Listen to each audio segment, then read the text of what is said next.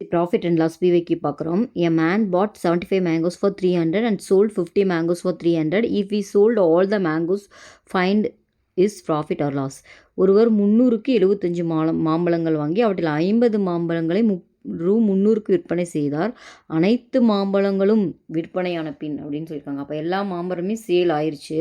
But இங்கே data வந்து பார்த்திங்கன்னா 50 மேங்கோஸை வந்து 300க்கு தான் விற்றுருக்காங்கன்னு சொல்லியிருக்காங்க.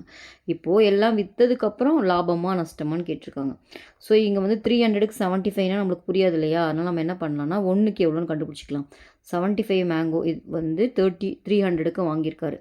ஸோ ஓகேவா? அப்போ காஸ்ட் ப்ரைஸ் இது நம்ம போடுறது காஸ்ட் ப்ரைஸ். காஸ்ட் ப்ரைஸ் எவ்வளோன்னு பார்த்தீங்கன்னா அப்போ ஒரு மேங்கோ 300/75. அப்போ உங்களுக்கு எத்தனை டைம் வரும்? 4 டைம்ஸ் வரும். அப்போ ஒரு மேங்கோவோட காஸ்ட் ப்ரைஸ் வந்து எவ்வளோன்னு பார்த்தீங்கன்னா ஒரு மேங்கோவோட காஸ்ட் ப்ரைஸு 4 rupees. ஓகேவா? இப்போ செல்லிங் ப்ரைஸ் கண்டுபிடிக்கலாம்.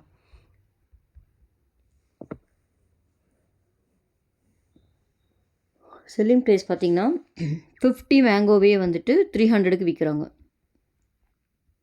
அப்போ ஒரு மேங்கோ எவ்வளோ ஆகுது? 300/50. ஓகேவா? அப்போ 6ன்னு வருது. அப்போ செல்லிங் ப்ரைஸ் வந்து 1 மேங்கோவுக்கு 6 rupees. ஓகேவா? இது ரெண்டும் கண்டுபிடிச்சிட்டோம். ஓகேவா? இப்போ என்ன சொல்லியிருக்காங்க? எல்லா மாம்பழமே விற்றுருச்சு. அப்போ என்னது? 75 மேங்கோவுமே விற்றுருச்சு. அப்போ 75 மேங்கோவோட செல்லிங் ப்ரைஸ் கண்டுபிடிப்போமா?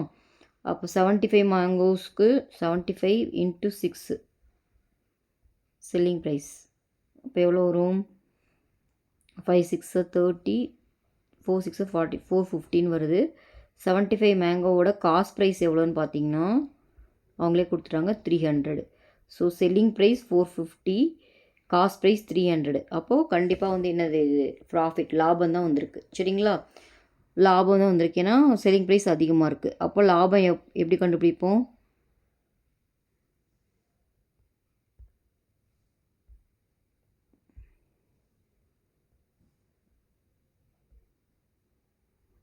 ஸோ லாபம் எப்படி போடுவோம்?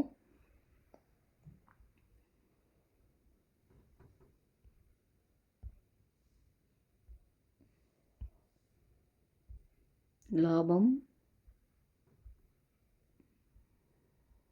Selling price minus cost price. அப்போ 450 மைனஸ் 300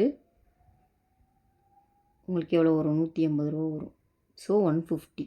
இதுதான் லாபம் 150. இதுதான் சம்மோட ஆன்சர்.